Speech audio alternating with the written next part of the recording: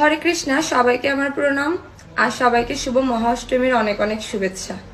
মাঝে মাঝে মন মেজাজ অনেক খারাপ হয়ে যায় এই জন্য যে তীর্থস্থান যেখানে আমরা হিন্দু ধর্মের মানুষরাই আমরা আমাদের তীর্থস্থানে যেই যদি মেয়েরা সেভ না থাকে মানে তাহলে আমরা কোথায় যাব।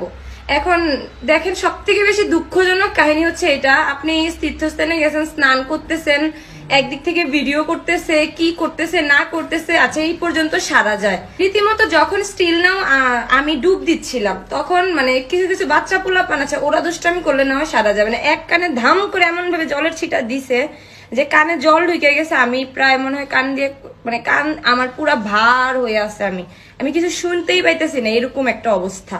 মানে কষ্ট, নাহলে ভাবলাম যে ছোট ছেলে এই ভুল করছে, আচ্ছা যাই হোক।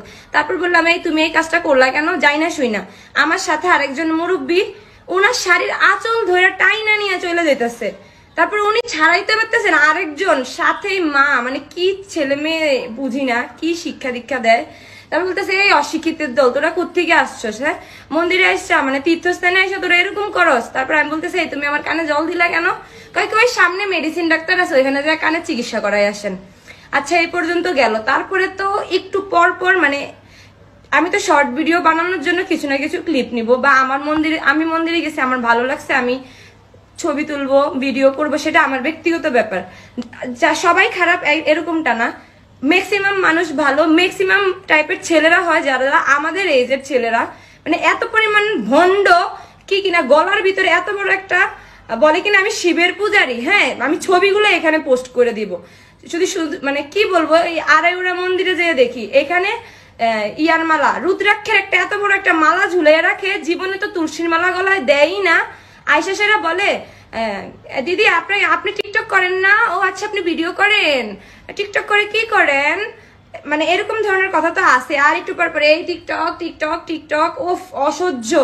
এখন বলবে যে আপনার সাথে ছবি তুলবো, তা আমি যদি বলি যে না আমি তো মানে সেলফি তুলবো না বা সিঙ্গেল ছবি তুলবো না, তোমার সাথে যে আছে ওকে নিয়ে ছবি তুলো। আমি প্রত্যেকের সাথে এইভাবে ছবি তুলছি, তো আমি কখনো কাউকে নাও করি না। আর মহিলাদের সাথে আমি সবসময় সেলফি নেই, এটাতে কোনো সমস্যা নেই। তারপরে কি করলো, আয়সা বলতেছে দিদি আপনার সাথে প্রথমে আয়সা হরে কৃষ্ণ দিদি আপনি অনন্যা না ভালো আছেন হ্যান ত্যান, গলায় একটা রুদ্রাক্ষের মালা দিয়ে রাখছে, আর কি সাদা একটা পাঞ্জাবি পরে একটা নাটক দেখাইতেছে, বাইক একটা বারবার স্টার্ট দেয়, কি করে না করে, মানে সব থেকে বেশি লজ্জিত ঘৃণিত ধর্মীয় জায়গায় একটা মানে কি বলবো সব থেকে উচ্ছৃঙ্খল যারা করে হিন্দু ধর্মের ছেলেরাই কিনা মেয়েদেরকে, হিন্দু ধর্মের মেয়েদেরকে টিচ করতেছে, তাও একটা পবিত্র জায়গায় তীর্থস্থানে, মানে এগুলা কি মানে মানা যায়। তারপরে বলে কি আপনার সাথে একটা ছবি তুলবো, তা আমি বলি যে আচ্ছা তোমার সাথে যে আছে ওকে নিয়ে তুলো। তারপরে যখন আমি আমার মাকে নিয়ে বের হয়ে যেতেছি, আমার মা পিছনে আমি সামনে, তারপরে বলতেছে এই দিদি আপনি তো আমার সাথে ছবি তুললেন না, আপনার এটি ব্যান্ড করে দিব, আপনার আনফলো করে দিব, আপনি আমার কথা রাখলেন না, মনটাতে কষ্ট লাগলো, এই সেই। আসলে ভাই তোদের শিক্ষা দীক্ষার খুব অভাব, অন্তত পক্ষে তোরা এই সমস্ত বিটলামি এই সমস্ত ভণ্ডামি গুলো অন্তত পক্ষে আর যাই করস না কেন মন্দিরে যাই অ্যাটলিস্ট করিস না। তোদের জন্য মানে তোদের মতো কিছু কিছু মানুষের জন্য হিন্দু ধর্মের বদনাম, আর তোরা হিন্দু ধর্মের কলঙ্ক।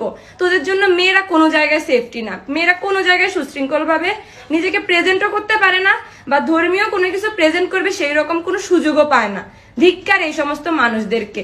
মানে আজকে একটা পবিত্র জায়গায় গেছি, মহাতীর্থস্থান, সেইখানে যাইও এইগুলা শুরু, তাহলে মেয়েরা কোন জায়গায় সেফটি ভাই? আমার এটাই ব্রেনে ধরে না, যে মন্দিরে যাইও যদি মানুষ সেফ জোন না পায়, মানুষ স্বস্তি না পায়, কমফোর্টেবল ফিল না করে, তাহলে কি মানুষ বাসায় বসে থাকবে সারাদিন? ভগবানের জায়গায় যাইও এসব করতে হয়। আর টিকটক করাটা এতই পাপ হয়ে গেছে, ভিডিও করাটা এত অন্যায়, এত পাপ যে এত জায়গায় এত কথা শুনতে হবে।